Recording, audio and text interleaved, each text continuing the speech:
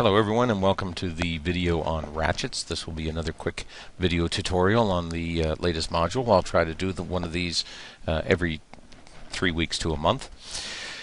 So here we are on the screen which we used to create Geneva gears in the past, and underneath the Geneva selection you'll find one for gravity ratchets. Now this would be a gravity ratchet only in its current orientation. The weight of the pawl would force it to fall down onto this toothed wheel. You can of course change the number of teeth or the ratchet diameter. Again, this is not tied to a tooth modulus. I've made it as a settable diameter so that you can control how large it is and allow it to fit onto any situation that you need. Object thickness is our typical object thickness, the same as the Genevas. It controls how thick these objects will be. You can have a clockwise or counterclockwise ratchet. We also have an actuator length, a percentage deviation from the 90-degree tangential position that the pawl will generally seek. For example, if we change this to 0% and change the screen, you'll see the pawl get a little bit shorter. If we change it to 50%, the pawl would get 50% larger than it would be at 0. And as you can see, it simply makes a different type of pawl. Now if we simulate one of these, we can see when we go in reverse, it acts as a gravity pawl. And when we go the opposite direction, or hit reverse, now we hit a lock position which pushes our pawl around in a circle.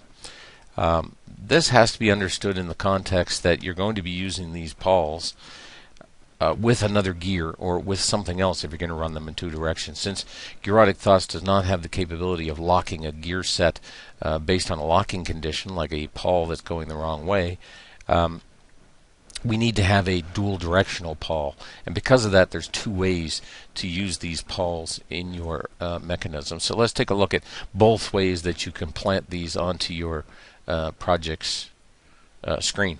Okay, before we move on, you'll notice that the pawl is in the position just arbitrarily where I stopped it. If you wish to reset things back to normal, you can hit the simulation reset, which can sometimes throw you a curve like this until you regen your screen on the ratchet, and at that point things will go back to normal. Immaterial when you go to add it to the actual project screen, but when you're dealing with this screen, if you want things to look a little cleaner, just remember to regen your screen and to reset the simulation rotation if things start to look weird. So let's take a look at the two ways that you can add a ratchet to your project. Already on my screen, on my project screen, I've put a gear. It's just a normal spur gear of a particular size. And if we look at the ratchet screen, there we have our two buttons, Add Wheel to Project and Add Pinion to Project. But unlike all of our other devices, a ratchet will appear on the screen with both parts at the same time. But it does matter whether you select Add Wheel or Add Pinion. And let's look at the difference. Remember that in Gearotic, the large object would normally be called the wheel on this screen. So our ratchet is the wheel, the pinion is our pawl. So if we say add wheel, we're giving dominance to the ratchet. If we try to select this spur gear, we'll get a message saying gravity ratchets may only be placed on shafts. Since we're placing the ratchet, ratchets turn on shafts, so we have to pick a shaft. In this case, we'll pick the shaft of this spur gear. Let's move this up front, and you can see that the pawl and the ratchet move at the same time, and they'll be on a shaft to the gear. So you can see they're coupled by shaft, but the pawl is hanging in space and doing nothing.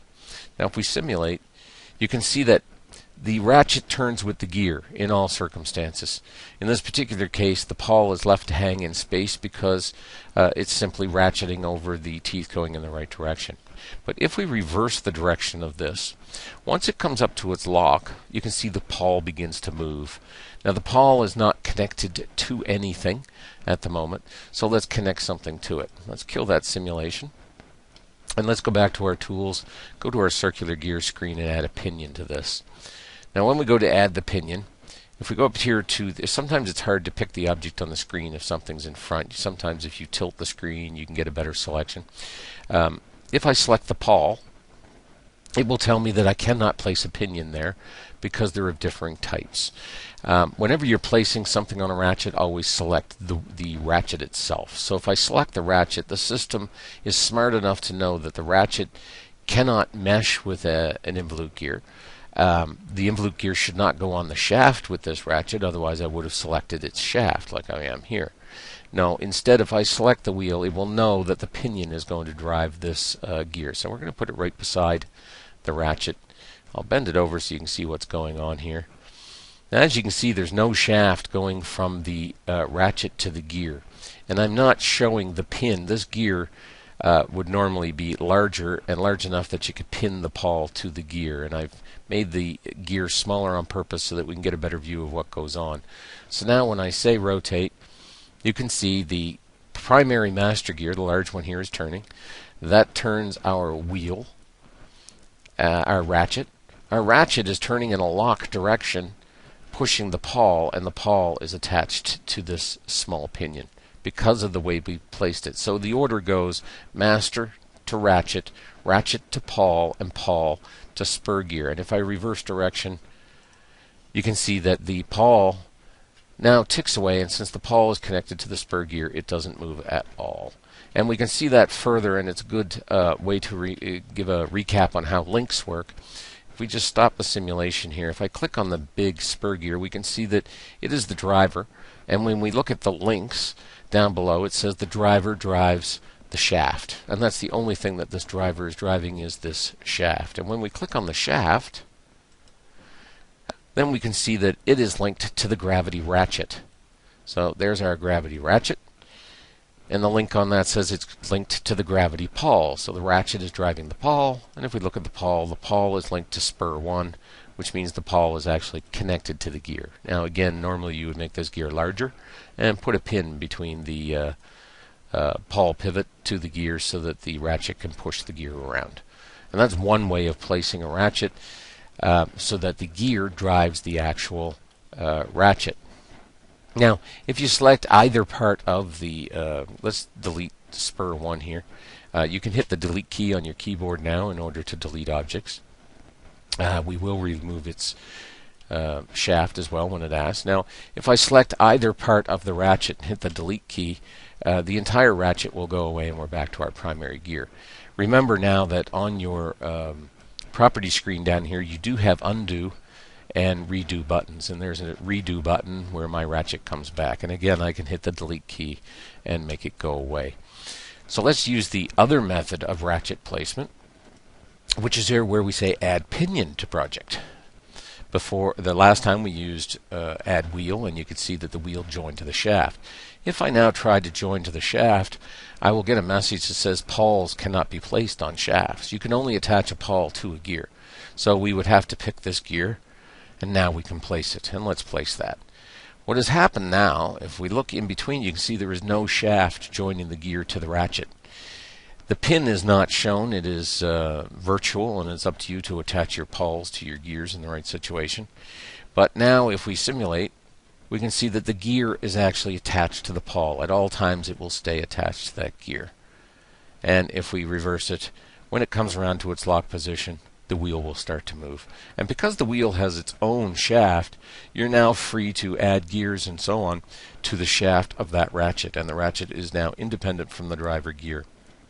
So just remember that there are two ways to place a ratchet, by wheel or by pinion, and they control whether the wheel or the pinion is the driving force behind that object.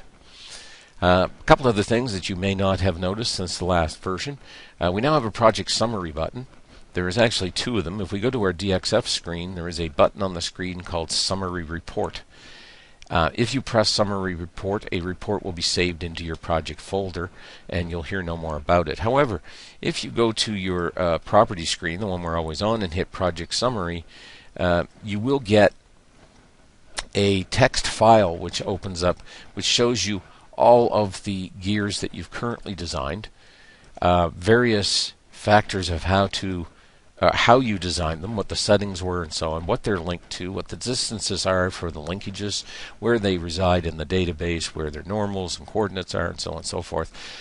This is handy for you to redesign something that you might have designed before.